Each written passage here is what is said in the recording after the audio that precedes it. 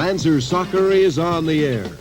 WOKR Channel 13 is proud to present tonight's North American Soccer League game live via satellite from San Diego, California, between the Rochester Lancers and the San Diego Sockers. Tonight's game is brought to you in part by Budweiser.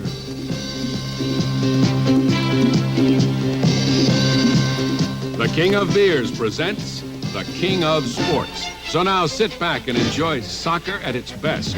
Brought to you by Budweiser.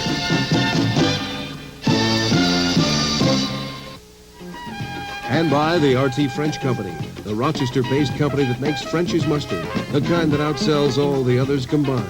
French's mustard, spread a little sunshine. And by Chase Pitkin Home Centers, where you'll find everything for in and around your home. And at Chase Pitkin, the quality is always higher than the price. And by Mr. Steak, America's steak expert in Greece, Henrietta, and Arundequoit. Mr. Steak for a fancy restaurant dinner without the fancy price.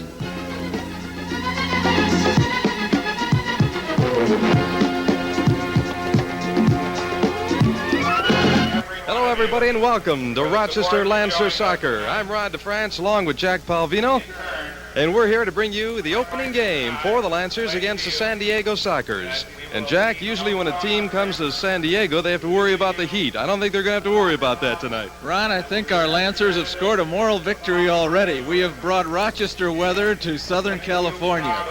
It's 55 degrees at the moment. We're looking for Charlie Schiano's overcoat to keep warm. And you're not missing much weather-wise by not being here tonight. But it's a great night for soccer, and it's a great night for the players. A lot of new players, and we're going to have that starting lineup for you right after these messages.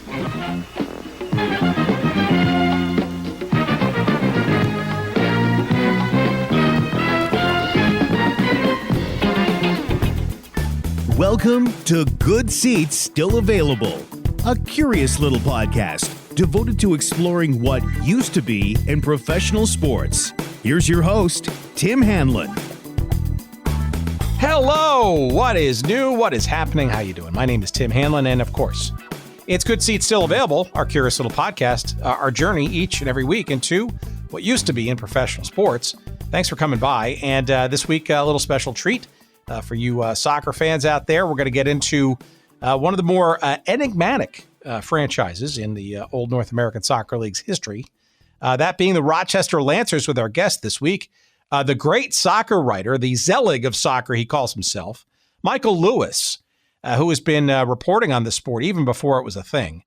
I don't know, was 30 some odd, maybe more years ago, and is still going strong. Thank you very much. Running the website frontrowsoccer.com.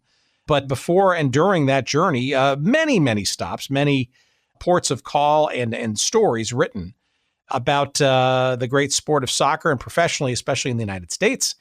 You'll seen some of his great history pieces in The Guardian and just a whole host of places. It got his start, as you'll hear in our conversation, stumbling into this fledgling franchise in the old NASL in the middle of the 1970s called the Rochester Lancers. And you'll hear sort of the story of how he sort of discovered and then became sort of the beat writer for that team and sort of rode that rocket ship, not only along with the Lancers, but with the North American Soccer League for the years that followed until their demise at the end of the decade. And we get into some really sort of interesting history even before the Lancers sort of hit Michael's radar. I think a lot of people sort of forget that, while the Rochester Lancers had a pretty fun and interesting run in the NASL during their time until 1980. They joined the NASL in 1970.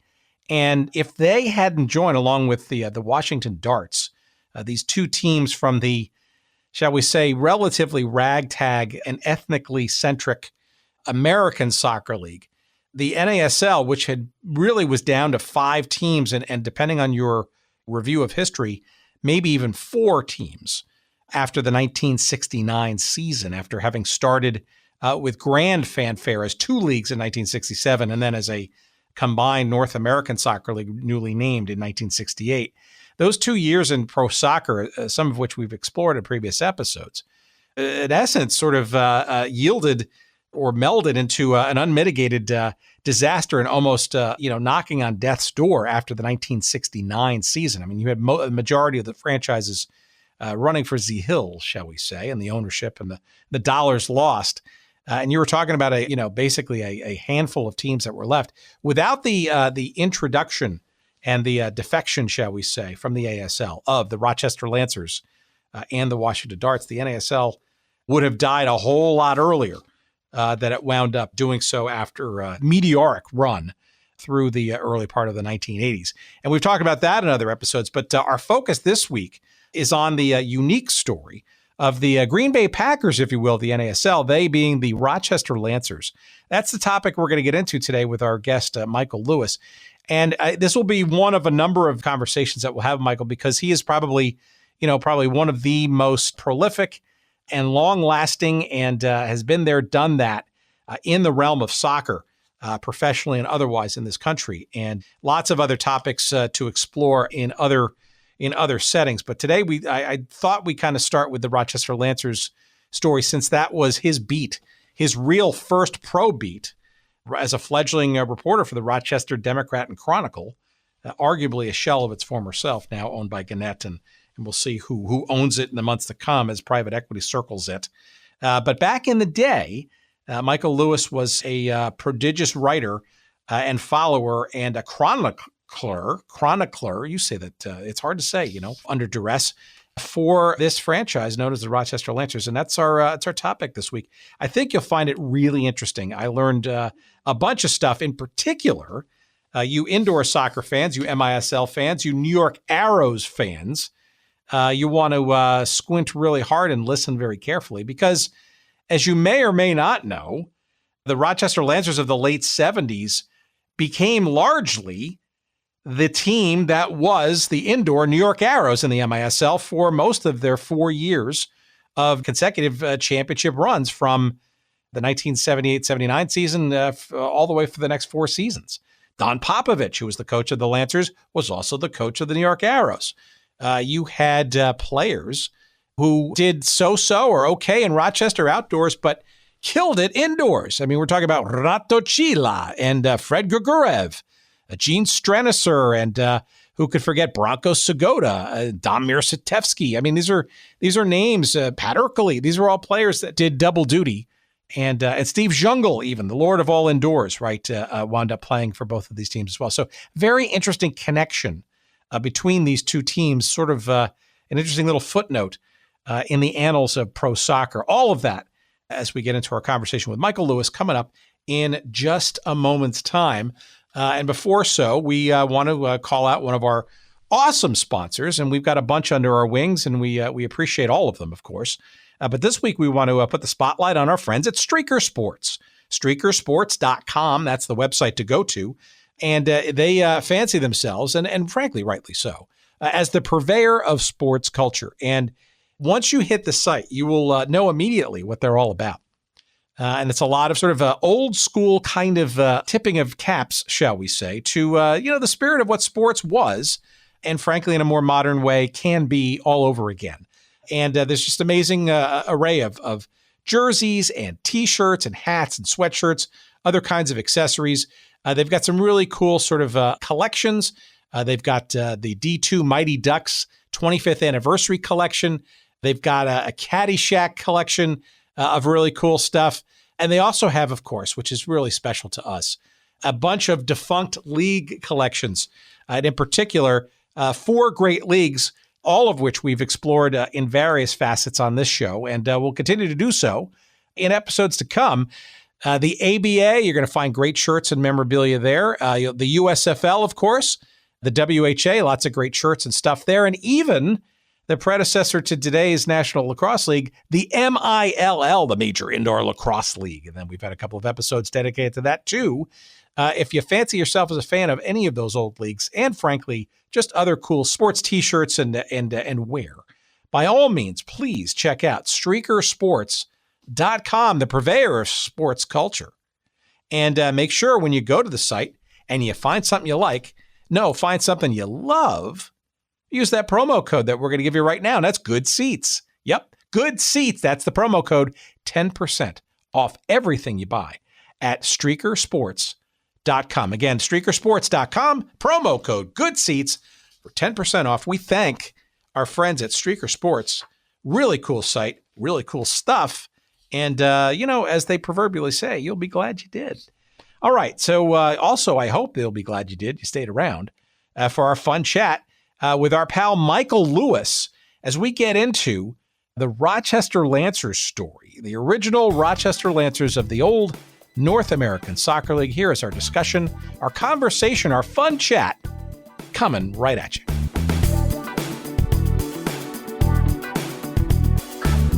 So how did you even stumble into this sort of soccer area of interest and or coverage? Arguably, you were, I know you somewhat jokingly refer to yourself as the Zelig of American soccer reporters, but or American soccer generally. But, you were a soccer reporter back before it was even, really a coveted thing. How did you get involved in the sport in the first place? Well, you mentioned Syracuse University. Well, I went there for my final 2 years of college after going to Nassau Community College and actually writing about this goalkeeper at Nassau Community College. You might have heard of him, Bruce Arena. Kid you not. Never saw him play, but I did some write-ups about the soccer team. But I went to Syracuse, figured I'd write football, basketball, the big-time sports there. And I found out, hey, wait a minute now, I just want to get better. So I decided, I'll cover some soccer. So they tell me when the first game of the soccer club, this is before they had a soccer team there, and I show up, and they gave me the wrong time. The game was over, and the only person there was the coach of the Syracuse club team, and he was in the bushes looking for one of the soccer balls that were kicked probably over the goal. And I wound up talking to him, and I got a story out of it, and Syracuse had lost. I believe it was 3-2 that day. I forgot who they played. I couldn't tell you any details about the game. The coach filled me in. But he found the ball that he was looking for, and my lead was, not all was lost. Didn't know very much about soccer. Covered the team a bit here or there. And then, but like I said, I wanted to cover, the bigger time sports there, football and basketball. 1974, joined the Rochester Democrat and Chronicle. Had visions of becoming a baseball writer someday, or any other big time sport for that matter. Covered high schools the first year, like a lot of us do, or a lot of us did back in the day. A good entry level job to see what you can do. About 6 months after I started covering the City Catholic League in Rochester, New York, I'm called over to the desk of the assistant sports editor, Bill Parker, and he has a giant pile of files on his desk, and he starts talking about the Rochester Lancers, the local soccer team that played in the North American Soccer League. And even though I had covered some soccer at Syracuse University, it was not my number one choice to cover on a regular basis. And the way he was talking, I could tell this was going to become my beat. Now, I should give you a little background about the Rochester Lancers at that time. It seemed like they had more things happening off the field than on the field. We're talking the winter of 1975. Parolee had not joined the NASL quite yet. So it was still very much a struggling league at the time. And the Lancers had ticket problems off the field. The coaches getting fired an average of once per season. Lots of players going in and out of the team. Just did not seem to be my cup of tea. But here I am. Bill Parker, I remember him telling me at the end of his little monologue, congratulations, you're covering your first professional team. And he pushes the files towards me. And all I wanted to do was push the files back. Thank you, but no thank you. I'm 22 years old. I'm under probation. We had anyone who was hired by the paper was under a year probation. And even though I was doing well, that they wanted me to cover a professional team plus high schools, that was good. But at the time, I'm thinking, what did I get myself into? Of course, I didn't get myself into this. They volunteered me for it, but you're not going to turn down an assignment. Well, here we are, how many decades later, and I'm still covering the beautiful game. I fell in love with it, and I guess we're going to fill in the blanks along the way in the next several minutes.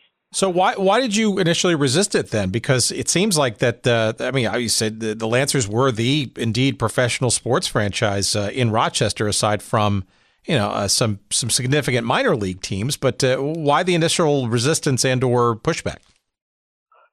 Soccer was not a popular sport at the time. Like I said, it was a few months before Parolee signed with the Cosmos. The Lancers at the time did not have a very good reputation around the city just because of, like I said, ticket problems, coaches getting fired. And I probably should have known as a sports writer or as a writer, reporter, wow, that should be up my alley. Lots of good stuff to write about. But I didn't know a lot about soccer, too. And it was so difficult finding out about the sport, let alone the league. And I have to admit, at that time, teams sent out press releases on a regular basis, not just the Lancers, but other teams in the NASL. But I had never seen a professional soccer game. I had only seen some college games. I remember going to some downtown stores looking for books, any sort of books on soccer. Found something called Soccer USA by Chuck Cassio, which was a fantastic book because it wasn't pure soccer. It was about anecdotes about the game, so it was very interesting, and it kept me riveted reading it. And when I got to the rules and regulations in the back, I was more into the sport than I thought I could have been. But soccer was not on TV on a regular basis. Today, we're spoiled. It's 24/7. It's somewhere, whatever cable channel you have or channels you have, there's soccer going on somewhere on your TV. Let alone, let's not even talk about how every game in the world is streamed. So it was just so difficult to learn about. Fortunately, I had some great mentors at the paper. And this is the sad thing, I think, about journalism today, when there are less writers and less experienced people around having mentors.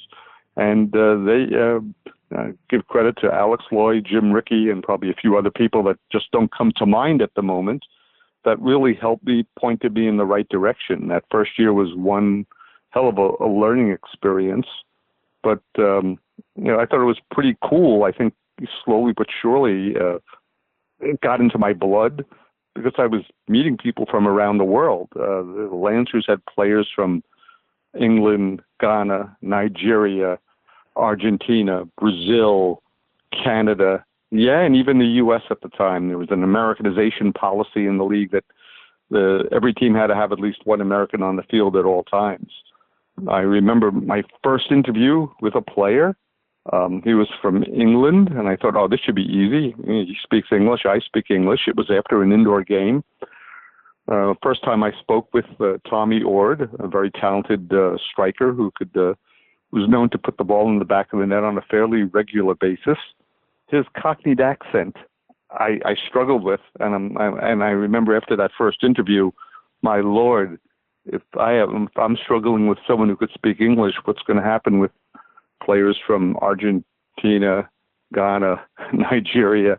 And as it turned out, it was easy. It was easier talking to them because their accents were not as severe as Tommy Ord's Cockneyed accent. But I think it started to grow on me. I got a chance to see the world, at least in Rochester, and eventually see the United States, and then more so later on in my career, see the world. And it opened up so many different avenues for me, not just seeing memorable soccer matches, great players, but just to see the world as well too. And it's funny. I like to tell that story about how I got the job covering the Lancers way back then, because I kind of laugh at it, looking back at it so many years later, how it did change my life. Well, the timing, though, is actually almost exquisite, right? Because you're talking about the winter of '75. I'm assuming this is the months leading up to the 1975 season of the Lancers, right? Yes, it was January of '75. I think it was January 22nd or something to that effect. I've got it written down somewhere. You don't remember the exact hour and minutes, huh? Okay, no. but the timing of that, right? For those who are sort of unaware or just generally knowledgeable about the NASL without any of the specifics, right? You alluded to arguably probably the biggest moment, transitional moment in its history, which came in June/July of that year when Parolee came and signed for the New York Cosmos. It'd be also interesting, I actually want to ask, is to sort of when you discovered, the history and when did you sort of go back in time in the Lancers history? Because this is a league that, just a few years earlier, unbeknownst to you while you were, gallivanting around Syracuse's campus, right? That was on death's door. And this franchise, the Rochester Lancers, was instrumental, frankly, in saving the league, not necessarily by winning the championship in 1970 when they jumped from the old American Soccer League, but without them and one other franchise, you could make the argument that you wouldn't have a job in 1975 in the NASL. I think you're absolutely right.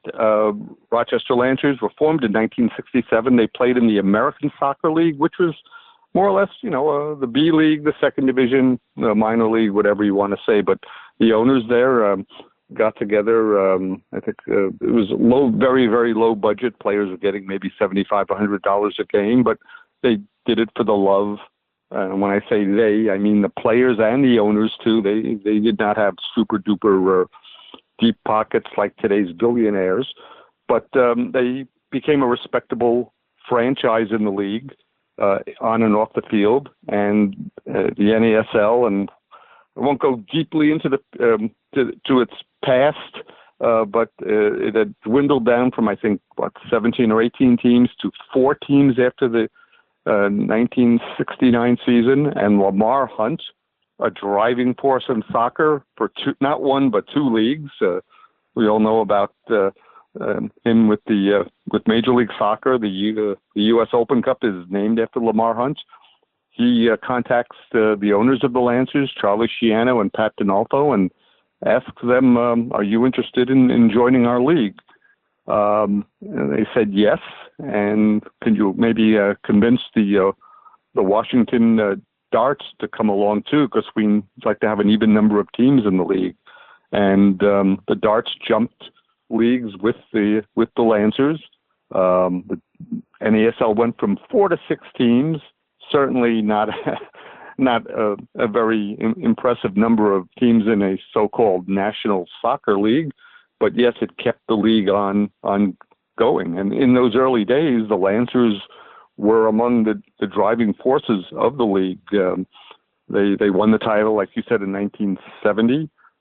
They came close to winning in 1971. They probably had a better team in 1971, and they lost to the eventual champions in the semifinals, the Dallas Tornado. And what made that series remarkable was it was a best-of-3 series. The Lancers won the first game 2-1 in a game that lasted 176 minutes. I kid you not. I'm not making this up. Yeah, history. They did not. They basically were going to let them play until someone scored.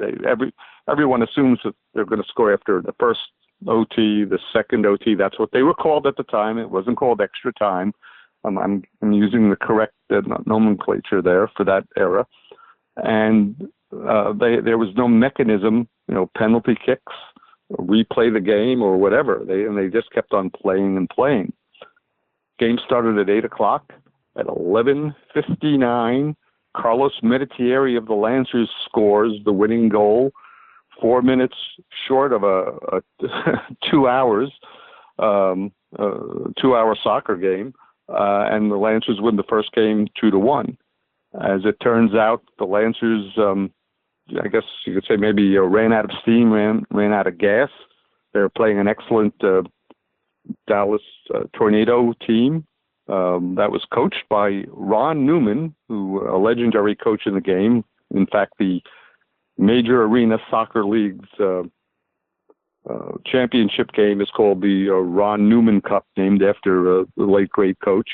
He had a very, very good team, and his team went on to beat the Lancers. And the third game was a 148-minute match that Dallas won. But I'm getting a little off the base there. They were among the top teams around. In 1972, they represented the United States in the CONCACAF Champions League, what it was called way back then. Nowhere close to what it was today. It was a 6-game series played in Guatemala, and the Lancers finished a very respectable 4th place out of 6 teams. So they were up and flying high, but unfortunately, as the North American Soccer League grew, adding West Coast teams, more teams, and getting bigger, larger cities, Lancers could not always keep up with the rest of the league, particularly after Parolee came, which was a boom to soccer in so many different ways. But it seemed like every team wanted to get its big-time foreign player in there, whether it was Bobby Moore with San Antonio, George Best with Fort Lauderdale, and I think eventually LA and San Jose, and of course the great Johan Cruyff in Los Angeles and in Washington. So unfortunately for the Lancers, even though they go down in history as saving the league, they couldn't always keep up with some of the bigger spending teams, particularly owners that had deeper pockets than they did. But you must have even noticed then, circa 75, 76, right, that this small market Rochester franchise in this league that was, gaining some heat, right? Coming out of 74, I mean, I think the NASL Soccer Bowl, I think was the first year the Soccer Bowl was named that, or a championship, whatever, what was on CBS, and 75, there was more teams, not just Parolee, but it seemed like it was really, truly gaining some steam and some heat. And in Rochester, it's in your backyard, right? You're in the midst of a league that's on the rise. Oh, yeah, no doubt about it. By 1977, I was convinced soccer was, I'm not going to say made it in this country, not by a long shot, but it was definitely pointed in the right direction. You could see it, better attendances. Yes, there was no such thing as a soccer-specific stadium, but I think the teams were trying to make sure they were getting out of baseball stadiums as much as possible and playing in at least the American gridiron football stadiums. And, you could see the popularity growing, especially at the youth level. Youth leagues were plentiful.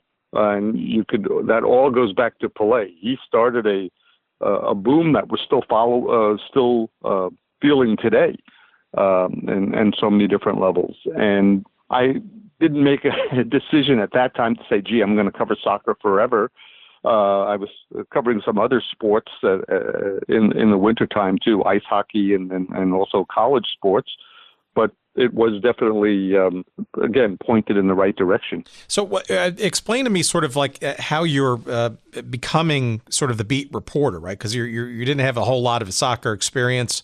It wasn't necessarily your first or even second or even third choice of sports maybe to cover as one of your first, full-time beat gigs.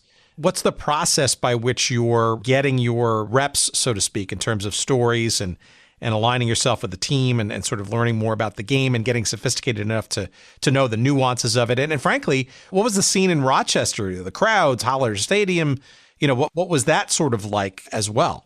Well, I went to practice as much as I can, and back in those days, a lot of times we had to work the desk at the paper at night. So sometimes you'd go, on your own time to things like this. And since I was single at the time, and I had no one to worry about saying where the hell were you or whatever, I would go to practice early if they had something in the afternoon, or I would tell the paper, hey, I'm coming in maybe a little late, an hour late that day, just to see what the team is doing, talking to the players, the coaches.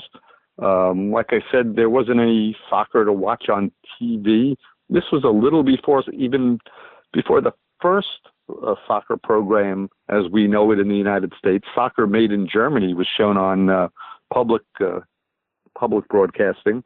And I just asked questions, and, I had some really good mentors and stayed very focused at games.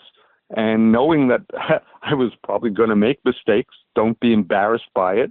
And I don't think I made too many blunders or anything like that. And I think in the beginning, I was probably more into writing about human interest stories because I was still learning about the game and I knew the basics. But it really took me until my third season, until I felt very comfortable that if I had an opinion and it was different than the coach's opinion, I wouldn't just change my mind because, I don't know anything about soccer. He does. He must be right. But that's how long it took for me to become comfortable with covering the game. Hollander Stadium, wow. I wish it was around today. I would love to take you on a tour of it. I know people have called it Rickety Hollander Stadium. I probably have called it that in one time or another. It was built in 1948, if my memory serves me correctly, for Aquinas Institute, a well-known high school in Rochester. They used to fill up the stadium on a regular basis with high school football. It was called Aquinas Stadium at the time. The upkeep through the years, unfortunately, wasn't as good as maybe the Aquinas football teams, and it got worn down. It was more like a horseshoe of a stadium. There was no roof to it. There was a press box there. It fit about 18,000, maybe 20,000 people there. It did fill up a few times for soccer.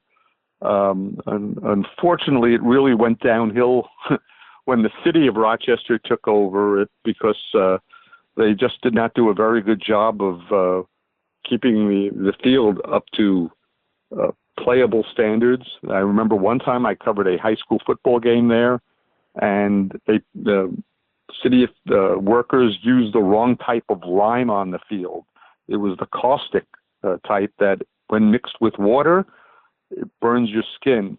And the players on the Aquinas football team, I would say 10 to 15 of them got some burns on their body after that game. The field was, someone I think once called it, resembled a lunar surface because it had such little grass on it. And no doubt about it, it was not a very playable field. Players did not like to play on that field, visiting players. Franz Beckenbauer, yes, that same great Franz Beckenbauer, he called it a nice place to grow potatoes. And actually, one time when I was trying to get his attention some time, years later, I used that, and he turned around and smiled. But I have to give one of the coaches there a lot of credit. The coach I covered for 4 years there, Don Popovich. His given name is Dragon Popovich, and I used his name Dragon in the story because it would always make for a great headline after a loss. A dragon breathes fire after a loss type of headline, especially when he was criticizing the team. But he built his team around the stadium. In other words, he had 4 defenders, and remember, this is back in the late 70s. These 4 defenders averaged 6 feet and about 180 pounds each, which is pretty formidable back then. And he knew what he wanted. He did have some talented players in the attacking area, but the place was called Fortress Rochester.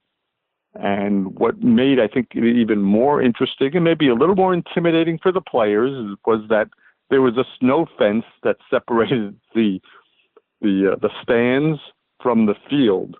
And there were a couple of times when at least one time when the fans invaded the pitch during a game. And that did not help but give the team a black eye at the time. But intriguing stadium, like I said, I wish it was around. You wouldn't believe it if I gave you a tour of the place. Well, I remember it from having grown up as a Cosmos fan, having a memorable game that was on TVS, television network, the playoff game against the Cosmos, where I guess the first game of the 2-game series, this is back when there were 2 games and then there was a mini game if there had to be a tiebreaker. And you have a nice little column that I dug up at, I remember it like it was yesterday. It was 20,005 fans. But you're describing a stadium that doesn't sound like it accommodates 20,000 people, let alone maybe even 18,000, without some, shall we say, I don't know, squinting or other accommodations, shall we say? Well, they added some bleachers, and they also had a operation called Operation Squeeze In. In other words, the fans were literally packed in the stands. I've never felt so much electricity in that game. In fact, the Lancers dominated the Cosmos the first 10, 15 minutes, scored the first goal, and before the Cosmos regained their senses in the second half and won. But it was a fabulous atmosphere. I'll say this: I remember one game they had 13,000 people at the game, and I was on the field for some sort of pre-game ceremony.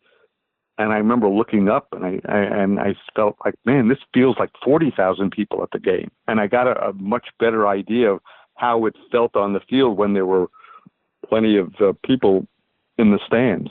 Going back to that the Cosmos game, a couple of familiar names. Steve Hunt, who wound up scoring the game-winning goal in Soccer Bowl 77. If my memory serves me correctly, he scored the game winner in that match. And goalkeeper Shep Messing made some key saves for the Cosmos, particularly in the second half, to secure the victory. But it was still the stadium's probably biggest glory day ever, 20,005. Good memory there on that, by the way. Did the fans kind of sort of recognize that they had sort of like their own they had their big league pro team in town, or were they kind of, those crowds seem to be, or sounds like they were more, I don't know, the exception rather than the rule when you look at the average attendance over those years? It did. The average attendance did grow toward the end of the franchise. I think when they started really pushing the team more, when soccer was growing in general in the country. I think many of their fans early on might have been ethnic fans. I know that Rochester has a huge Italian community, and some of their early teams, actually their first team, the core of it came from the Italian American Sports Club, which won, by the way, the 1963 Amateur Cup title, which was the inspiration to turn to get a professional team someday. So it definitely has its roots from way back then. I think you had some ardent and knowledgeable soccer fans, passionate soccer fans. Unfortunately, some of the team's antics at the time, whether it was firing a coach when the team was in first place, going through 3 or 4 coaches in a year, might have turned off some potential soccer fans. And like it or not, at the time, soccer was a tough sell. It wasn't anything that would happen overnight necessarily. Yes, no doubt the Pelé era put it into a different orbit, but it took, it was going to take evolution instead of a revolution in many cities at that time, including Rochester. And that's something I learned. As much as we want to have things done yesterday, we have to be patient. And I like to use that. It's evolution, not revolution. But the Rochester soccer fans were knowledgeable and passionate. I got some intriguing letters from them, and what I mean by intriguing, yes, letters, not emails. We didn't have email back in those days, but some very good constructive criticism of the team, and I was impressed with that, and it gave me an appreciation of who was watching the game back then. It wasn't just anyone who said, let's go on a date to a soccer game. It was more than that. These fans cared about the team that showed up. Well, it's interesting. You're mentioning sort of almost the Italian/ethnic kind of roots, which, by the way, just certainly describes the the American Soccer League in the late 60s, even before it became sort of the more, I don't know, professional stepsister, if you will, of the NASL in the 70s and early 80s. But you also mentioned a key figure in all this, Don Popovic, right? He obviously being of Serbian background, right? So, maybe a couple of minutes on him and his imprint on the team, because, that it really did become almost like a Serbian flavored team. And we'll get into the Arrows in a second as well. But there's also a playoff series even prior to that Cosmos series in 77 where that ethnicity, I guess, really was quite pronounced, I guess, right? Yes, it was. But we could spend a few hours on this. And I think this is, like I said, 1977 was a turning point for me in terms of getting into soccer and just learning about the world, even though I hadn't, except for maybe going to Canada, I hadn't left the United States. But there was the Rochester Lancers, and like you said, coach was Serbian, and he had a number of Serbian players on the team. He had Don Popovic had coached in Toronto, and he coached a team called the Toronto White Eagles, Serbian White Eagles, and he brought a few players down from that team. Their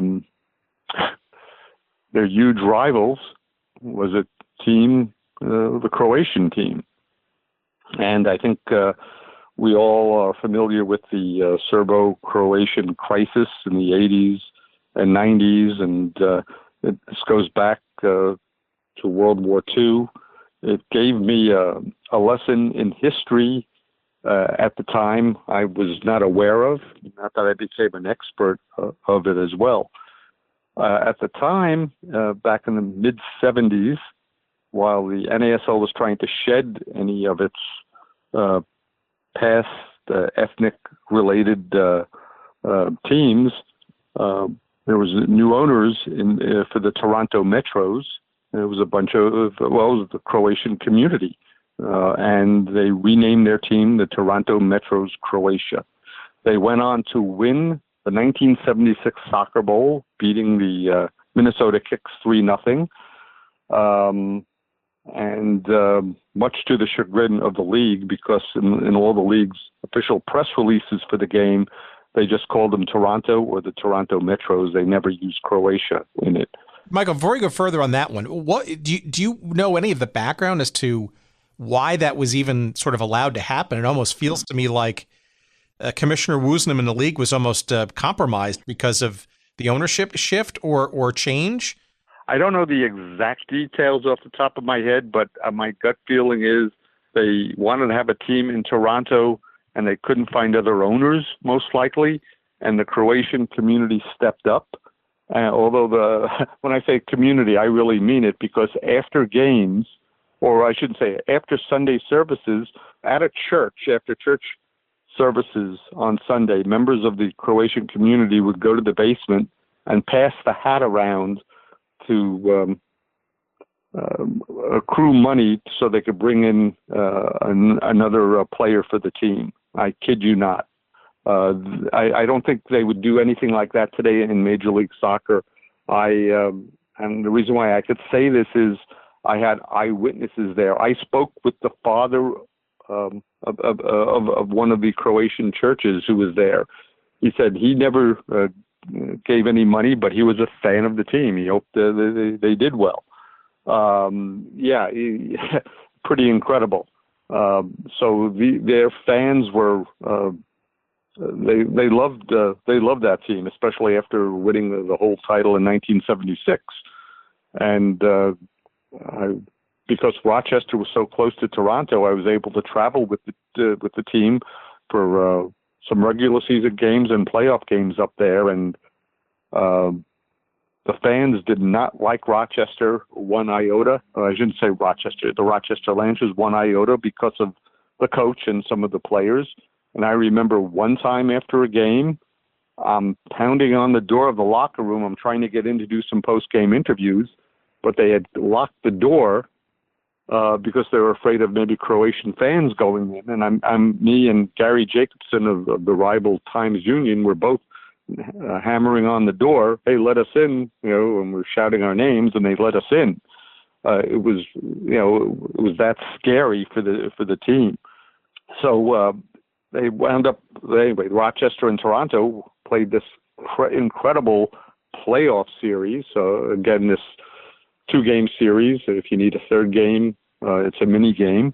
The first game, and it was a scoreless draw. Rochester Rochester player Francisco Escos received 2 yellow cards in the match, but he was never told to leave the field. Eddie Pearson, the head of NASL refereeing, was at the game, and I asked him, "Is there a new rule in this league that that in playoffs you get a third yellow card and you're out?" And basically, someone overheard me talking to him. Someone from the Lancers did. They get down to Popovich on the field. They tell him, "Hey, get Escos out of the game. He's got 2 yellow cards." They replace him with Craig Reynolds, an American. Meanwhile, Rochester loses a player to a real red card. They never really catch up with the Francisco Escos, double yellow equaling a red card, but Rochester has 10 men, and they outplay Toronto. I've never seen anything like this. It was almost like Rochester had the extra player. The problem is they couldn't score. They tried everything. They must have outshot Toronto 25-10, something to that effect. Mike Stojanovic, Serbian striker for the Lancers, had not one but 2 penalty kicks. He missed them both. He told me later he just wanted to beat the Croatians so much his adrenaline went crazy. The game ended in a scoreless draw. This is after overtime, and they went to a shootout. And a shootout is not the shootout as we know today, which is penalty kicks. This is where players start from 35 yards out. There was a 35-yard line at the time, which was part of the NASL's offside rule too, an experimental rule trying to open up the game offensively. And players had 5 seconds to run toward the goalkeeper and shoot. And if you scored, you got a point, a goal for your team. If you didn't, you get nothing. Well, Rochester goes through their players, and Ibrahim Silva comes up again to take his second shootout attempt, which I don't recall ever seeing this happen in penalty kicks. It probably has somewhere in the world, because soccer, whatever you think you're seeing for the first time, has probably happened somewhere in the world. But back in 1977, this was all new to a lot of us. Anyway, Ibrahim Silva puts it away. Jack Brand, the Rochester goalkeeper, who ironically was from Toronto, he was German-English background, not Croatian or Serbian, by the way. He makes a key save, and Rochester wins. Crazy, crazy game. In my lead, I said it was. I remember my first sentence. I said it was a soccer game to end all soccer games. And I think, what are we now, 42 years later? I still think that lead holds up until today. I thought it was the craziest soccer game I had ever seen. And at the time, I was thinking maybe it was too much hyperbole. But looking back at it, a 25-year-old writer knew what he was doing at the time. Well, we thought we saw everything. Game 2 was in Rochester. Oh, yeah, by the way, before I forget, Toronto protests. They said that Ibrahim Silva should not have taken the second shot because there all sorts of problems from that game. The league just turned it down. They said referee's decision. Boom, they're playing the second game in Toronto a few days later. Basically, put it into a nutshell, Rochester has 2 players red carded in the first half. One was, I think, a foul that should have been red carded. Another one was he should have given the player a severe yellow. And if you look at a Toronto player with crossed eyes, I'll give you a second yellow type of situation. Popovich has gone crazy on the bench. He's basically gesturing to the referee, come on, give me a card, get me out of here. He was that PO'd. I heard later the referee, and I believe his name is Ron Davies, if again my memory serves me correctly, said that he wasn't going to throw out Popovich because he didn't want total chaos to occur with the Lancers. Lancers hadn't won in Toronto in 4 or 5 years. It did not look good. It was a scoreless draw at halftime. Popovich goes into the locker room and puts together a defense, and I give him a lot of credit for this because I don't know how many coaches would go to the limit. Catenaccio, which is the ultra-conservative Italian way of playing soccer. Well, basically, he surrounded goalkeeper Jack Brand with 3 central defenders, another ring of defenders, had basically Ibrahim Silva and Mike Stojanovic as more or less midfielders. I can't call them forwards. And basically, we're just waiting for the dam to burst. Sooner or later, Toronto is going to break through. And it's the 50th minute, the 60th minute, the 70th minute. And, you know, Rochester is holding them off. It's almost like they have deflector shields like on Star Trek. And they were doing a pretty decent job. It wasn't like they were playing desperate soccer either. All of a sudden, there's a throw-in. Ibrahim Silva gets the ball deep in the Toronto end. He shoots and scores. Rochester's winning 1-0. My Lord. You know, we were all thinking Rochester was going to play for a shootout, and, you know, that's how they were going to win the game and maybe win the series. It's the 78th minute, 12 minutes to go. And remember, this is actual 12 minutes. There's no stoppage time. And Toronto's peeved because they're claiming Silva, by the way, had touched the ball, had a handball. I couldn't tell you one way or the other. We didn't have any replay, and he was screened to me. But Rochester gets out of there with a 1-0 victory. And I just said, I can't believe I saw 2 games within, a 72, 96-hour period that I don't think I'm ever going to see again. And quite frankly, I haven't. And that's one reason why I think we should all enjoy what we have in front of us, because you can't assume you're going to see it again. But it was 2 incredible, crazy games. You know, they were playing in the cauldron of Varsity Stadium, which, by the way, was a great football stadium for the University of Toronto. Fit 20,000 fans, a real 20,000-seat stadium.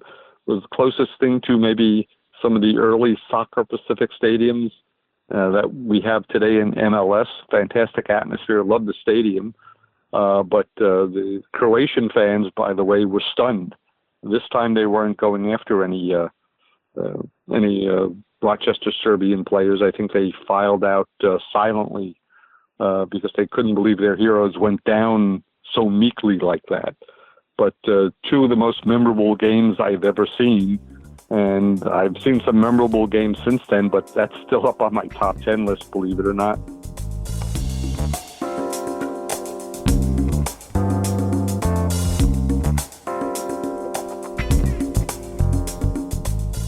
All right, we're going to take a quick, brief pause, and we want to remind you that our friends at Audible are offering to you, our listeners, an opportunity to get a free audiobook download from their amazing array of over 190,000 titles to choose from. When you go to audibletrial.com/goodseats, and that's the place to go to get your free audiobook download, courtesy of us and Audible. And it's something you can cancel at any time, and you can keep the book for as long as your device exists. And like I said before, there's just a ton of choices available to you to burn up that free credit, including a bunch in the realm of our forgotten sports little genre here, including in the realm of basketball. If you fancy yourself a fan of the old ABA, for example, 2 great books on the great Julius Erving that might be worth using your credit for. One, of course, is The Rise and Rise of Julius Erving. It's called Doc, and it's written by Vincent Milazzi and narrated by David Cromet. You could use your credit for that book, and it's a great sort of interview style background on the life and times of Dr. J from all sides. But if that's not good enough for you, why not try the autobiography? It's called Dr. J, the Autobiography, of course. It's written by Dr. J in concert with Carl Greenfeld. And it's narrated by Dr. J himself, Julius Erving. And you could use your credit for that book, as well as, like I said, thousands and thousands of other books, not just only in basketball and basketball history, but in a whole host of genres and topics. By all means, give them a try. Why don't you? It's risk-free, for God's sakes. audibletrial.com/good seats. Yes, audibletrial.com/good seats. That's the link. And that's where you're going to get your free audiobook download. Again, you can cancel at any time. And once you do download that book for free, and after you cancel it, if you choose to do that, it's yours to keep. So you can enjoy in perpetuity, for as long as your device lives, the downloaded book free and gratis, courtesy of yours truly here at Good Seats Still Available and our friends at Audibles. Thank you, Audible. We appreciate it, and we appreciate you joining our conversation once again.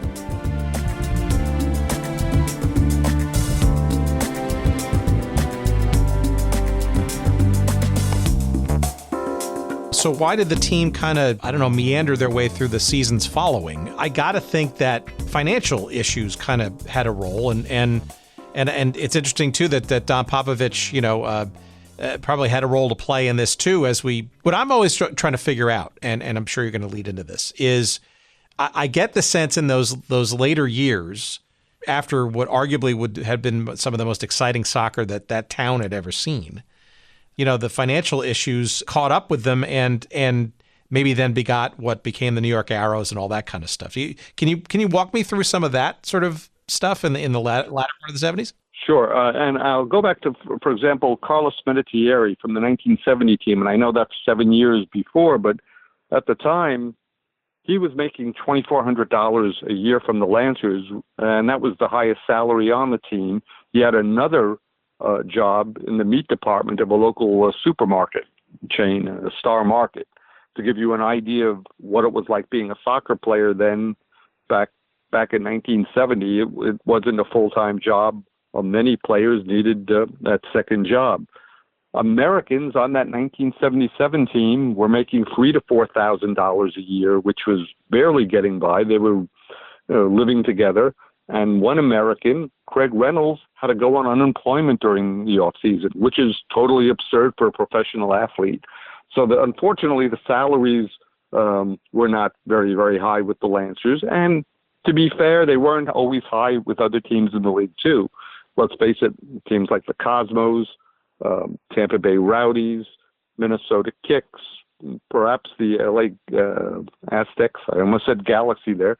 They were paying their players more, but unfortunately financial issues did not help the team. Again, the league was growing. The owners who had their hearts in the right place, just didn't have deep pockets, unfortunately for them. And then came an opportunity. Indoor soccer was born. And Don Popovich, who had a background of indoor soccer, bringing over some of the best indoor players in the world to play together on an all-star team, included Bobby Moore, English captain of the 1966 World Cup Championship team, Eusebio, the Black Pearl, arguably one of the greatest players of all time. He's from Portugal, among other players. So Popovich had some connections around the world, and some John Luciani, a New Jersey real estate developer, got to Popovich and said, "Hey, how would you like to coach this indoor team I want to put in the Nassau Coliseum on Long Island?" And he had money. I don't know if John Luciani was a billionaire, but he was a multimillionaire. And in those times, that was enough to run a professional soccer team. At the time, you have to remember, people were complaining that outdoor soccer was too boring, not enough goal-scoring chances. Indoor soccer was the exact opposite. Plenty of goal-scoring opportunities, maybe too many.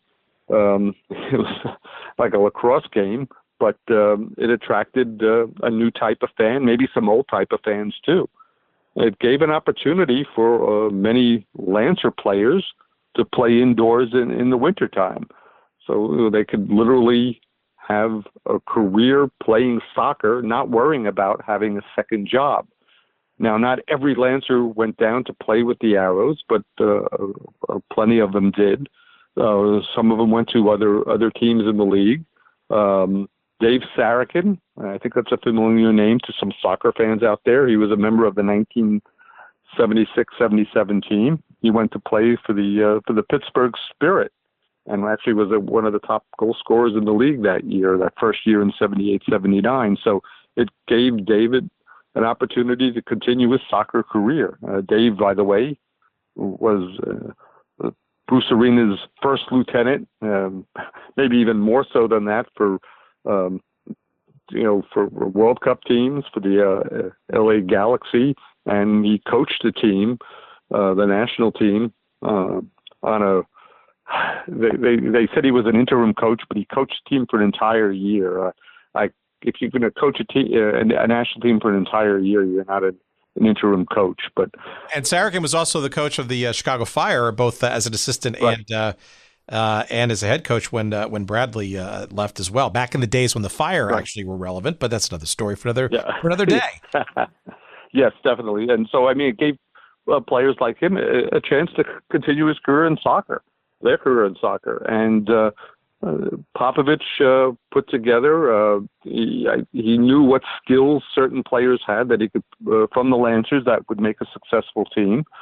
And he brought in this one player from Yugoslavia called Steve Jungle, who he just knew that he could fill the net. And they put together a juggernaut of a team that won the first 4 titles in the major indoor soccer league from the 78-79 season through, got to do the math, through the 82 season, I think it is. Yeah. And they also had this 17-year-old player on the team called Branko Segota from Toronto. By the way, a lot of great soccer players back in the day came out of Toronto that wound up playing not just for the Lancers, but throughout the North American Soccer League. In fact, at one time, Canadian soccer was ahead of U.S. soccer in terms of talented players, impact players, and even the national team, but that changed in the 80s. Branko Segota was 17 years old, and it was a perfect supplement to Steve Jungle. Segota had a blistering shot. He once broke the nose of a New York Arrows practice goalkeeper with his hard shot. And as it turned out, he eventually joined the Lancers for a couple of years in 79 and 1980. With an amazing run, he wound up scoring 14 goals in 13 games at the end of the 1979 season and put the Lancers just on the verge of making the playoffs. But going back to the New York Arrows, players were able again to earn a living. Players such as Jim Pollahan, Craig Reynolds, and they might have had to play soccer 10 months a year, 2 different types of soccer, but they were playing a sport that they loved, that they were talented in, and they could bring something to the game. And in fact, Craig Reynolds wound up as a coach and as assistant coach at the college level. I think most recently with the University of Virginia. So, it gave them a second life. The problem was, of course, indoor soccer and outdoor soccer season sometimes meshed together. And in that 1979 season, the Arrows won their title in Philadelphia, beating the Philadelphia Fever. They had to come back and then have a week of training as the Rochester Lancers, come back to Philadelphia and play the Philadelphia Fury the next weekend in their NASL opener. It was crazy. Lancers lost that game 2-3-0. They did not look good at all. I can't say the entire Lancers team came from the Arrows, but enough players were not in outdoor soccer shape that you could tell that the team was, for lack of better words, listless. But at least from the player standpoint, they were earning money. It took a while for the 1979 team to get back on track. And like I said, they came very close to reaching the playoffs. But it became a tug of war between the Arrows and the Lancers. And the players were making more money either playing with the Arrows or indoor soccer. And let's face it, which way are you going to go, or which way are you would you rather play for? Well, at that time it was a place maybe where you can make more money. And there was a tug of war between the ownership of the Arrows and the Lancers as well too. As it turned out, John Luciani bought into the Lancers as a part owner. So did his partner Bernie Roden, and that rivalry became a Rochester versus New York rivalry in the ownership. And basically what happened was the new owners from the New York, New Jersey area had the money, the fresh money, the new money, but the owners in Rochester had the votes. I believe they had 68% of the voting stock on the team. And it made for some intriguing standoffs. And unfortunately, fast forwarding to the 1980 season, the team, well, let me put it this way. They hired Ray Klavecka as the coach to replace Don Popovich. He was the former coach of the New York Cosmos. Sure. They thought he would be perfect for the job. The ownership was on board on this. It looked like things were going to be clear sailing, but there were a lot of things happening behind the scenes. Rochester, which was a very slow starting team because Rochester, New York, it's in Western New York, upstate New York. It's still pretty cold at this time of the year there. They wouldn't have their first game at Hollander Stadium until like the first week in May. So usually they'd have to play their first 2, 3, 4, 5 games on the road, and they would wind up always being behind the 8 ball. Well, in mid-May, they beat the Toronto team, and they were called now the Blizzard because they were sold to a communications concern up in Toronto. They beat them 3-1. And it was a fantastic performance. Everyone was happy. However, behind the scenes, there was a lot of tension between the owners, the Rochester and New York, New Jersey factions. The next day, after Rochester beat Toronto 3-1, their record was 3-4, which the first time in years they were almost at 500 this early. The Rochester owners call Ray Klavecka into the office.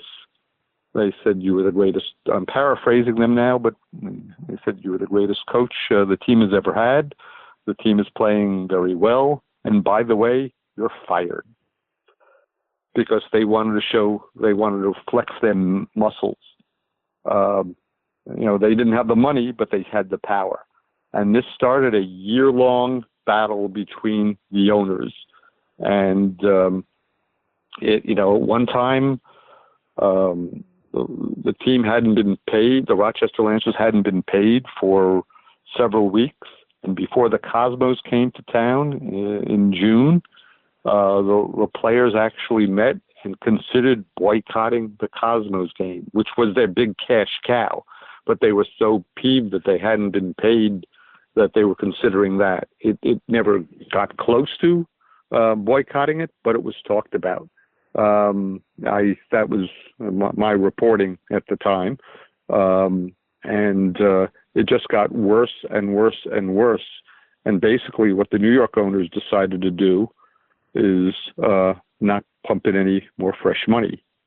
And basically the ownership, the Rochester faction, went into their pockets. And like I said, they weren't millionaires by any means, but they were trying to keep things afloat. And unfortunately for the team, it caught up to them. One time, they turned off the electricity at the stadium where the players they didn't have hot water after practices. And it got to a point where, the New York ownership, they really wanted to sell the team. And the Rochester owners, because they lived in Rochester, they didn't want to sell the team. So this was a back and forth affair. I think I was writing more about these battles than the team that year. The team, by the way, rehired a coach, a coach of from the 1970 team who was fired midway through the season before the team won the championship. His name is Alex Parolee, and you could do an hour and a half on this gentleman.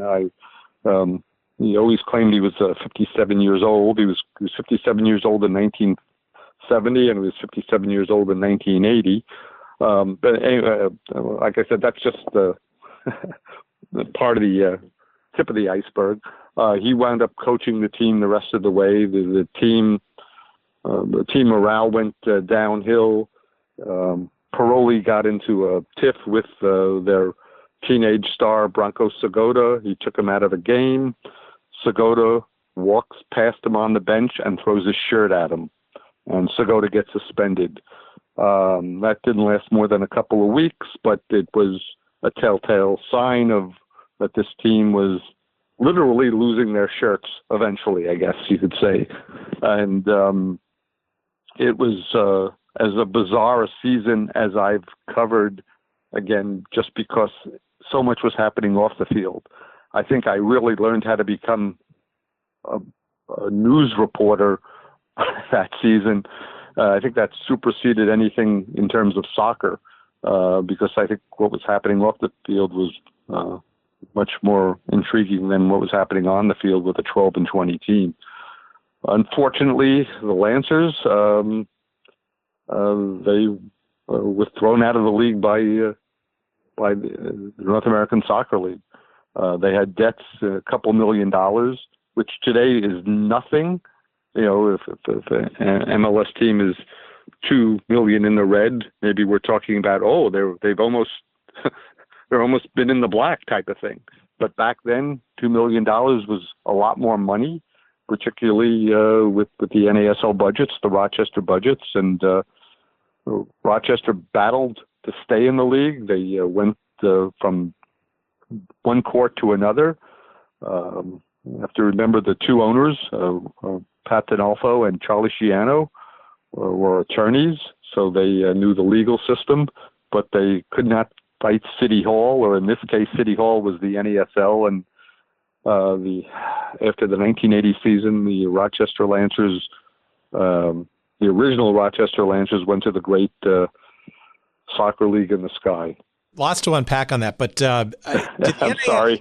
No, that's okay. So, and obviously, we'll have another conversation or two about other things, because there's so much other stuff that you've been a part of and have seen in the American soccer landscape. But we should just continue on this Lancers thing, because this is really good. This is even stuff brand new to sort of me. And I fancy myself as knowing some of this stuff. I'm wondering, and maybe if you can remember through your memories of reporting and stuff, if the NASL, now I'm trying to also put this in perspective, 79, 80, arguably maybe nearing the apex or maybe just past the apex of its popularity.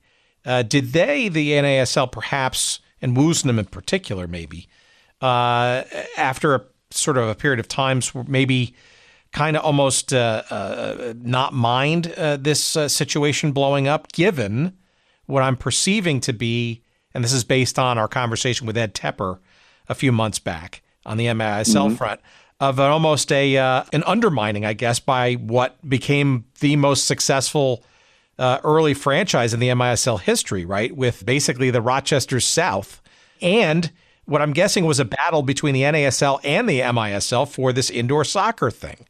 Or maybe I'm just reading too much into it. Maybe a little into it. By the way, yes, one thing, I did call the Arrows Lancers South, and some people on the Arrows who did not like what I had written in the Democrat and Chronicle, and they said, no, we call the Lancers the Arrows North. But there was a rivalry there. I think they were always trying to start indoor soccer in Rochester, but it never caught on. They had some exhibition games there, but I think the MISL thought that they were going to maybe supplant the NASL because it was rock and roll soccer. They were. It was exciting. Goal scorers, lots of goal scorers, celebrations, sirens, flashing lights, disco lights, and whatnot. It was a different type of a game of soccer. I know some people said this isn't soccer. Well, it was soccer. It was just a different variation of it there. But I'm not certain the indoor versus outdoor, like what you said, led to the demise of the team. I think it was those other factors, the owners battling among other things, and the financial problems as well too.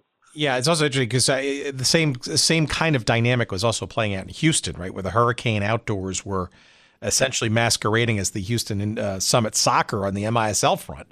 Right. So it had to be, in my mind, it almost feels like it had to exacerbate, at least on some level, some of this, that the sort of friction. Because again, our conversation with Ed Tepper, it seems like the NASL had more than ample opportunity to sort of jump on the indoor bandwagon, and in many respects, almost seemingly grasped onto it a little too late after the MISL had established it, really.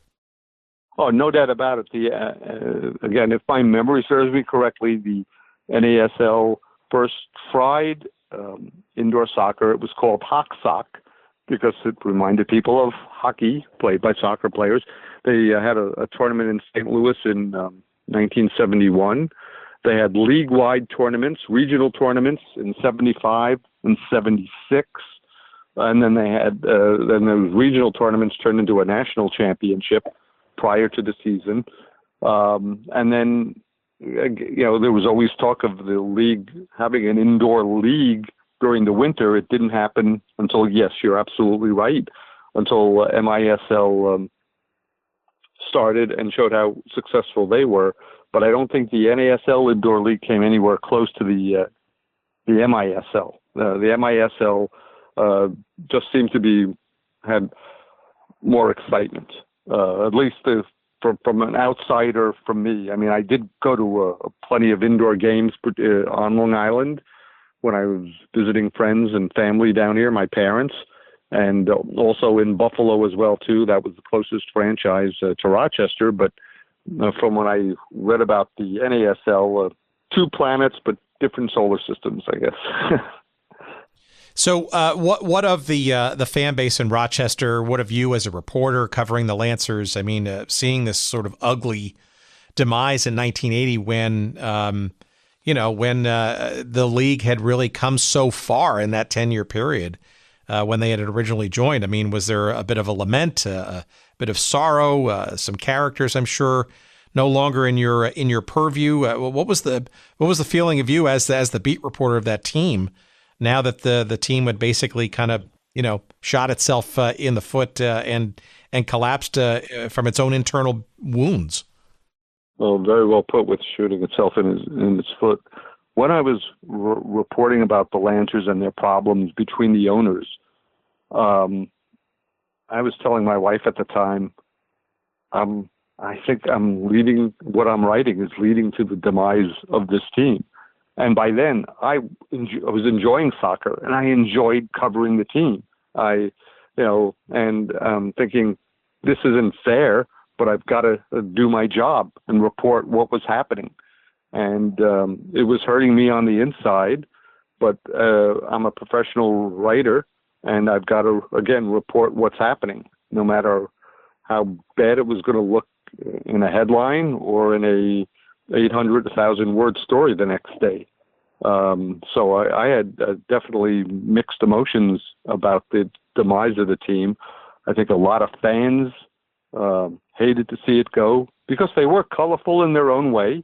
I mean, again, they had plenty of their headaches off the field, but they were Rochester's team. It's I remember when I did a smattering of a history story about the Lancers before they played the Cosmos in the 1977 playoffs, and it was a front page story.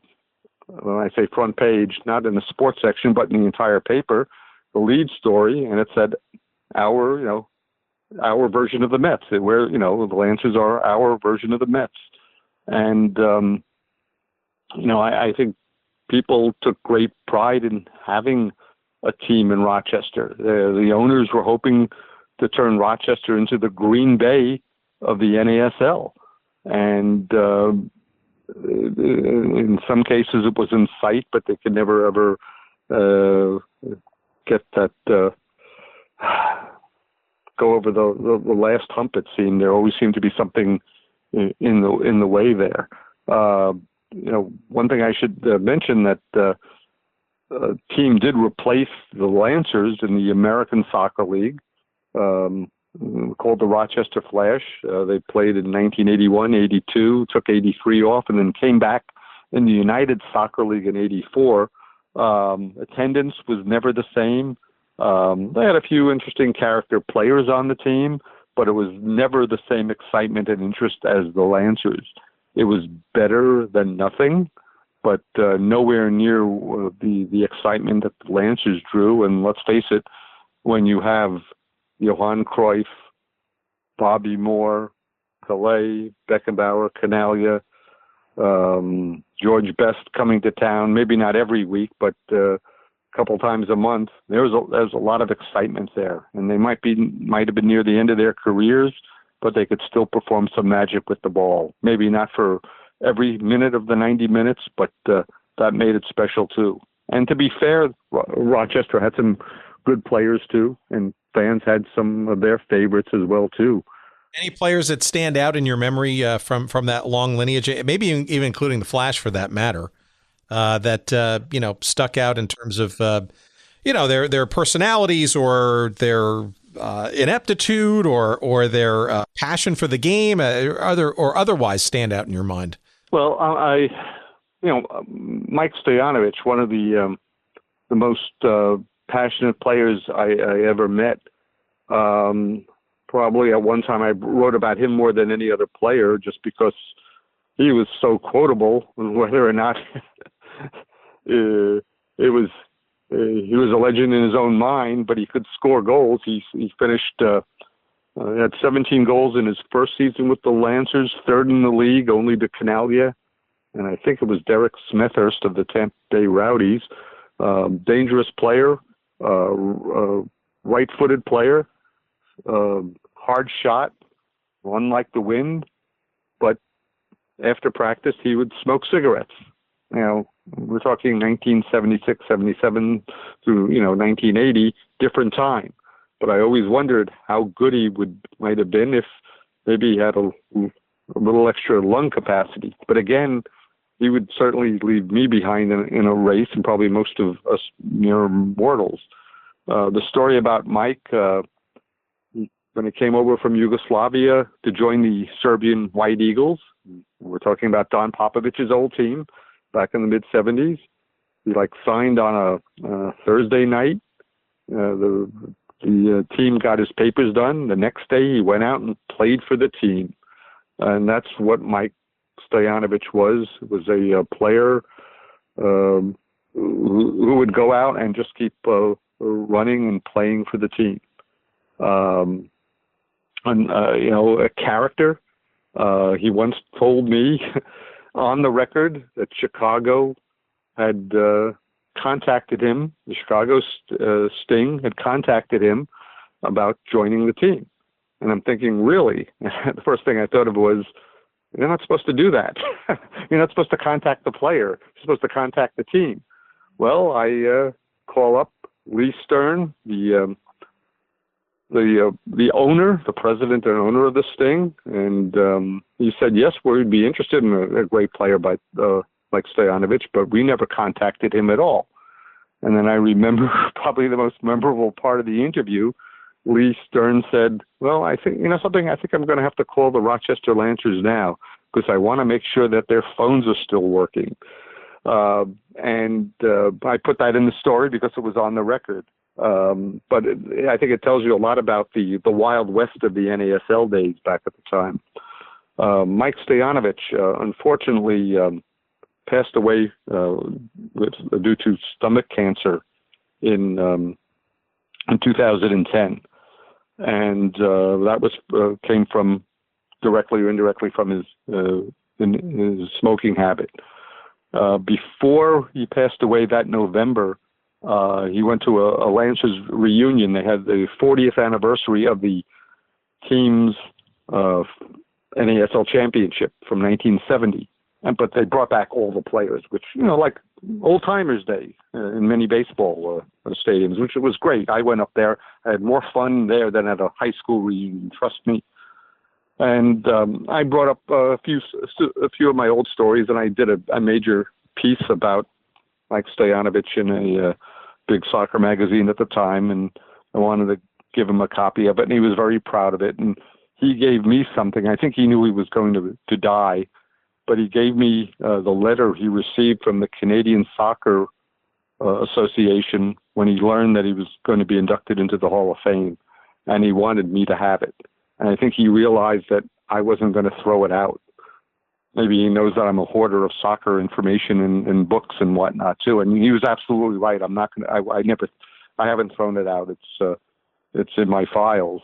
And what was great about that reunion was that it was done at a Rochester Rhinos game, and this is when the Rhinos still bringing in some crowds, maybe not as much as they did back in the mid-'90s, early 2000s, but they still had a pretty decent crowd, and he was honored at halftime with the rest of the team, and then there was a special Sunday luncheon for the team as well too, and he got a very, very nice ovation from the fans. I think people knew that they might not see him again, and I'm sorry for going on another soliloquy about one player, but he was one of the most interesting players, the craziest players I had ever met in my life, and I could probably tell you a few more stories, but that definitely,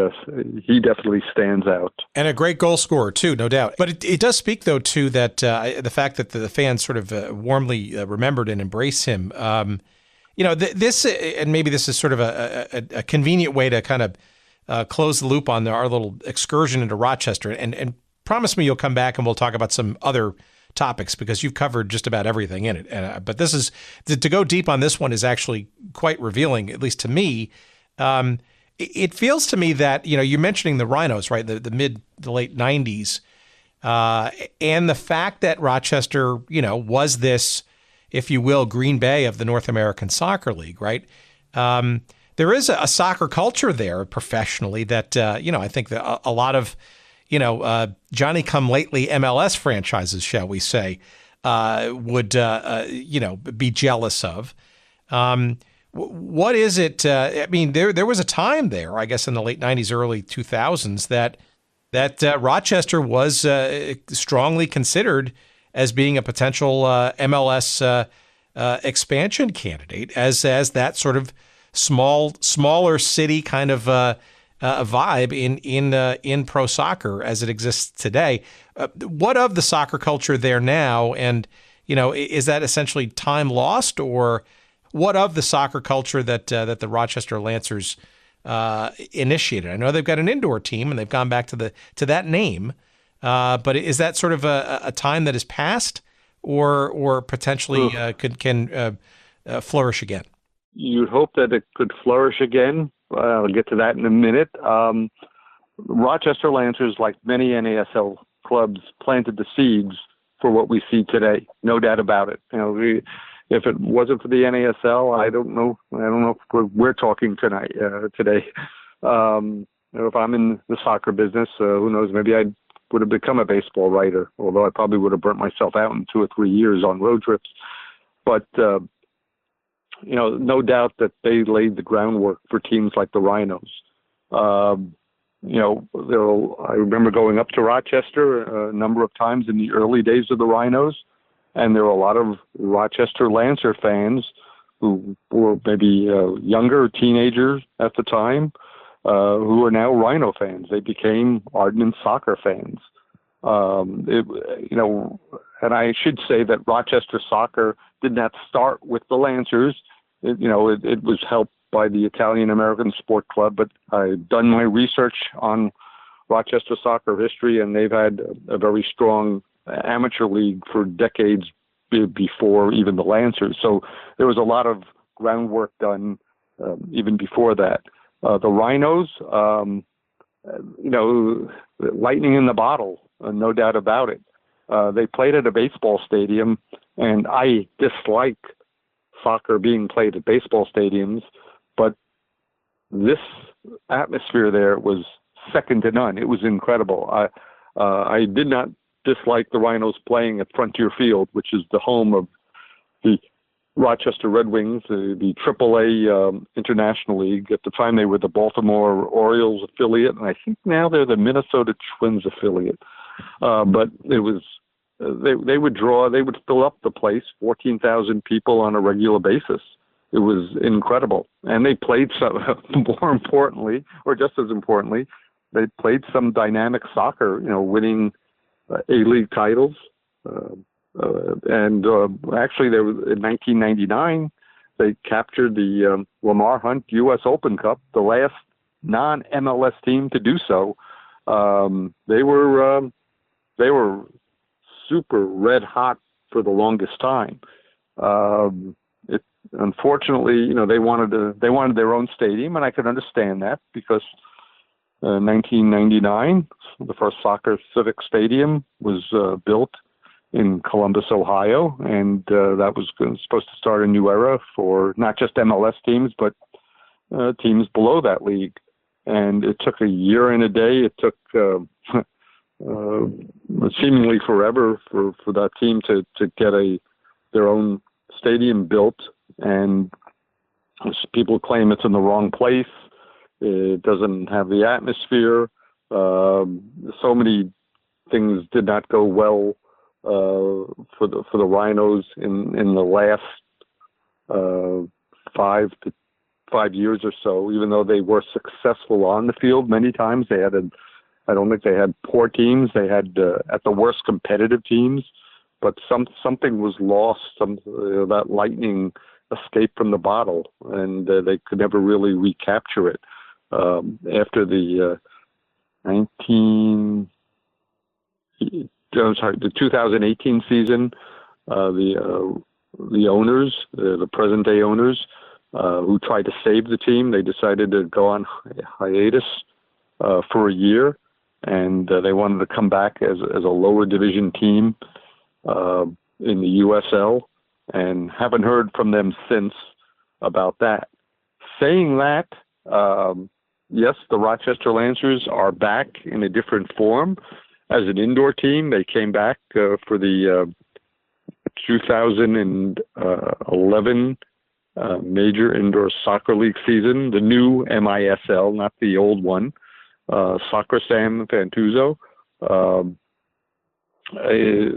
soccer fan from way back when, a Lancers fan from way back when, way back in 1995, bought the Lancers logo and wanted to revive the team someday. And they did quite well indoor soccer-wise. Soccer Sam knows how to promote the team. It's incredible how many sponsors he has has had with the team. No doubt about it. Unfortunately, the cost of workman's compensation caught up with the team, and he had to pull it back from indoor soccer for a few years before it came back in the Major Arena Soccer League second division this year. And they played a 12-game schedule, and they sold out a much smaller arena than what they played before, but they were getting 2,500 a game, and sometimes it's better to see 2,500 people at a packed arena than it is to see 7,000 at an arena where they're all over the place. But the Lancers also play outdoor soccer in a league called the National Premier Soccer League. It's an amateur league, primarily an amateur league. And they play at a high school stadium, and they even have a women's team called the Lady Lancers as well, too.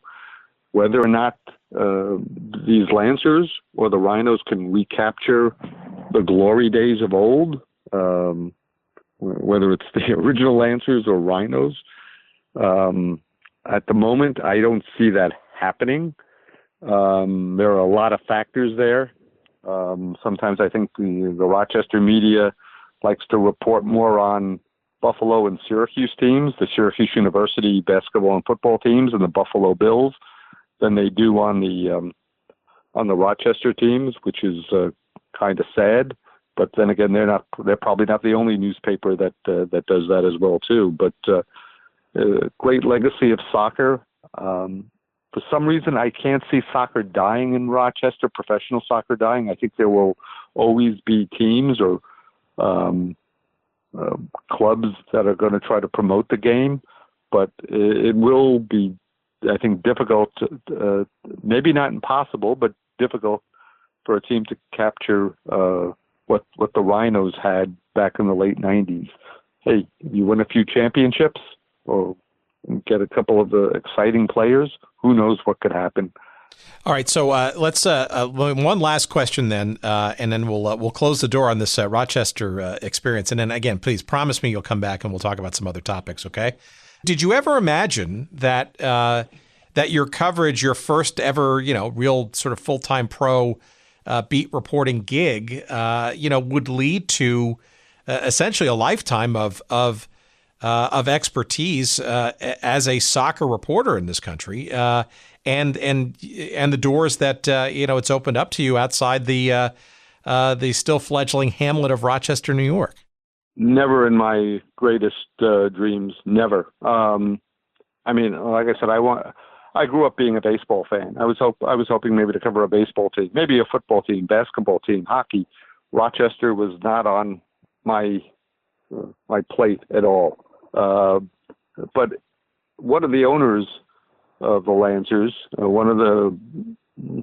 one of the original ones, but he came on later on. His name is Nuri Sabunku. He said, once soccer gets in your blood, you can't get it out. And I thought, well, what a cliche that was. And that was in 1977, if my memory serves me correctly. And then something a few years later, when I was getting into this thing, and I went to England for the first time in 1982, and I went to Wembley, and all of a sudden I go to the Olympics and then the World Cup, and I said, yeah, soccer is in my blood. And, I like to think I became a student of the game. I never played it, which I feel I missed out something there. Well, I have played it, but in media games, so you know how badly media games are. But I think I could tell there's a certain knowledge of tactical awareness on my part. I'm humble enough to know that I'm always learning about the game. There's always something new to learn about the game every day. But never in my greatest dreams would I think this would happen. One thing that I've enjoyed about the game, and I talked about seeing the world and going to different countries. Every player, every coach, everyone has a different story out there. And I've covered youth soccer from 4-year-olds playing for the first time to 50, 60-year-olds playing. And the joy that I see at the different levels and is still there, and that's what I think helps fuel my passion for the game. And I've enjoyed covering the game, no matter what it is. Like I said, the kids playing soccer for the first time. I was laughing because kids are running down the field holding hands. Kids are picking daisies or dandelions, that sort of thing. And then you see these skilled 50-year-olds who might not have the engines anymore to run up and down the field, but you could tell that they could still handle the ball. So there's certainly beauty in that game as well too. So, but yeah, to answer your question, I would have laughed in your face and said, "You got to be kidding me! What, you're not putting me in that timeline that by any means." But I'm glad I had that door open to me. Met a lot of great people, and I couldn't even begin to make a list of how many people influenced me in so many different ways. And I wouldn't trade this for the world because, unlike baseball, like I said, getting burnt out after 2 or 3 years, game after game after game, soccer games, you might have 3 games in 8 days, which is a pretty good pace. But I enjoy the beautiful game, and I hope to continue. I'm no spring chicken anymore, but I hope to continue covering it because there are so many intriguing stories to write about, and that's where I think I get more excited sometimes about a story than necessarily the money I'm getting for it. Don't get me wrong, I enjoy getting paid for my stories, but there's something to be said about, this is a great story. I better not ruin it because this is a great story to tell.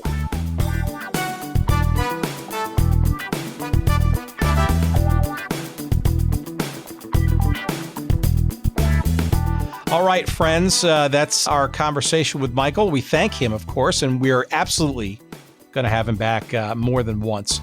There's a whole raft of great stories that Michael has chronicled over the years. The Lancers, obviously, being sort of the first and foremost, but hardly the only one. And I guarantee you that we will have Michael back to go deep on a bunch of different and interesting topics in the realm of pro soccer in the months to come. You can follow Michael on Twitter at Soccer Writer. That's at Soccer Writer. It's all one word. And of course, you can also go and check out the site that he edits called Front Row Soccer. You'll find them on Twitter at Front Row Soccer, as well as the website at frontrowsoccer.com. And as you heard Michael allude to, a bunch of things that you could check out now and in the near future. One of which is Soccer for Dummies, which is just the great handbook for any of your friends who fancy themselves as starting to become interested in the sport of soccer. There's no better primer to get them sort of up and running and arguably to get to your level of fandom, hopefully to get the same spark that you might have when you first discovered the game. And that's Soccer for Dummies. We'll have a link to that book and a bunch of Michael's other books on our website at goodseatsstillavailable.com. Just search up this episode and you'll be able to find a copy of that on Amazon and click on that and buy that through us. We appreciate that very much. But you also heard Michael getting ready to launch a new book on Olympic soccer, a very interesting and frankly largely untapped treasure trove of stories. That book sounds like it's going to come out at the end of this year, 2019. Just in time for the preamble around the Summer Olympics next year in Tokyo. So that'll be fun. We'll be on the lookout for that. And let's encourage Michael, shall we, to at some point after that is all done and dusted, to get into maybe documenting a little bit more oral history and then some of the Rochester Lancers, as we kind of hinted at today as well. So lots of fun stuff coming from Michael Lewis. We encourage you to check out all of his past, present, and future work. Why don't you? And I'm sure he'll appreciate it too. I know that'll be the case. And I know that our friends at Podfly Productions, our friends who put our collected pieces together, in particular Jerry Payne, the good doctor, will be very happy to receive your website visit at podfly.net, especially if you're interested in maybe getting into this podcast thing yourself. It's no better place to sort of get a sense of what the hell's going on, how this stuff works, and maybe how you can get involved yourself. It's Podfly Productions. You can find them at podfly.net. And a reminder, you can find us at goodseatsstillavailable.com. That's our website. That is the locus for everything about this little show. You will find all of our 114 and growing number of episodes there. You'll find cool imagery there. You'll find all the links to all the books and all the media that we referenced.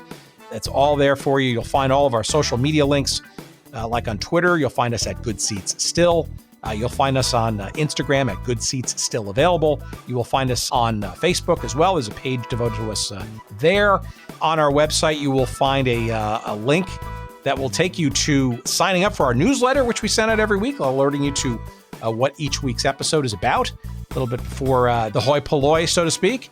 And so be on the inside of that, why don't you? And then, of course, if you want to send us some email, there's a link to that there, too, on the website. But if you want to just do that by good old-fashioned typing it into your email system, well, go ahead. It's hello@goodseatsstillavailable.com. There are multiple ways to stay in contact with us, say hello, get in touch, whatever.